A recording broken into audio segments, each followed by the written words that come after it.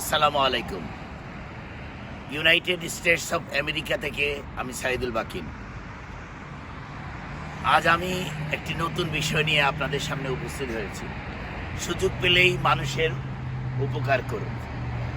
তা আমার ছোটবেলা থেকে আমি যখন স্কাউট কমান্ডার ছিলাম, বিএনসিসি কমান্ডার ছিলাম, রাজনৈতিকভাবে মানুষের সেবা করার জন্য বিভিন্নভাবে পারিবারিকভাবে আমি সেবা করার চেষ্টা করেছি আমার অবস্থান থেকে।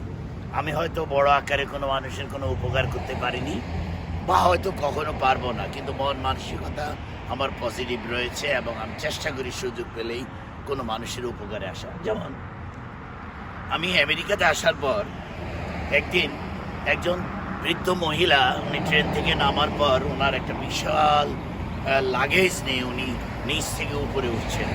আমি হঠাৎ করে ওনার সেই লাগেজটাকে নিচে হাত দিয়ে চেষ্টা করছিলাম যে ওনাকে একটু সাপোর্ট দিয়ে উপরে। উনি আমাকে যেভাবে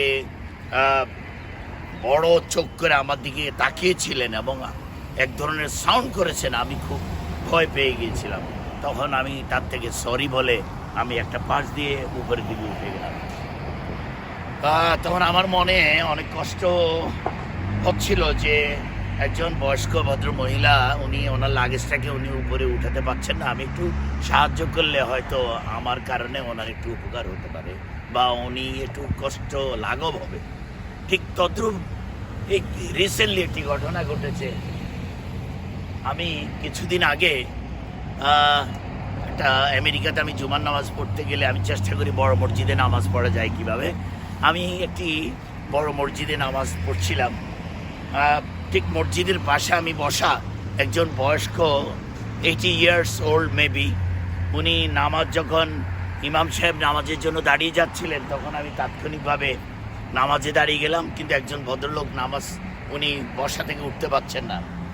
আমি ওনাকে হাত ধরে আমার বাবা মতো মনে করছিলাম যে আজকে যদি আমার বাবা আমার সঙ্গে মসজিদে আসতেন, উনি উঠতে কষ্ট হতো, আমার বাবাকে আমি নিশ্চয়ই হাত ধরে উপরে উঠাতাম। বিশ্বাস করুন, একজন মুসলমানের সন্তান হিসাবে আমি আমার দুঃখ প্রকাশ করছি। আমি ওনাকে হাত ধরে উঠানোর চেষ্টা করেছিলাম। উনি আমাকে বড় চোখ করে যেভাবে একটা আওয়াজ করেছিলেন, আমি ভীষণ লজ্জা পেয়েছি।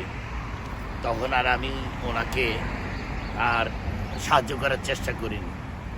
তো আমি জানি না আসলে আমাদের মানবতা কোথায়, আমাদের মনুষ্যত্ববোধ কি আসলে হারিয়ে যাচ্ছে। উনি হয়তো আমাকে বলতে পারতেন যে নো থ্যাঙ্কস অথবা প্লিজ আমি একাই উঠব, সেইভাবে উনি হয়তো ভাবতে পারতেন বা বলতে পারতেন। তো যাই হোক, আসলে আমরা চেষ্টা করব তারপরেও। তবে আমেরিকায় আমি শুনেছি কেউ বিপদে পড়লে নাকি তার পাশে দাঁড়ানো বা তাকে সাহায্য করতে যাওয়া বা তার জন্য কোনো কিছু করতে চেষ্টা করা, এটা এক ধরনের অপরাধ। কিন্তু আমি একজন মুসলমান হিসেবে আমি চেষ্টা করি যে হয়তো বাঙালিদের জন্য করব, কিন্তু দেশের বাইরের মানুষের জন্য করব না। তবে যে যেখানেই থাকুন ভালো থাকুন, সবসময় চেষ্টা করুন কোনো মানুষের কোনো উপকার করতে, কোনো মানুষের উপকারে আসার জন্য এবং সার্বিক সহযোগিতা করতে। আর একটি সুন্দর টপিকস নিয়ে আসার আগ পর্যন্ত সবাই ভালো থাকুন। আল্লাহ হাফেজ।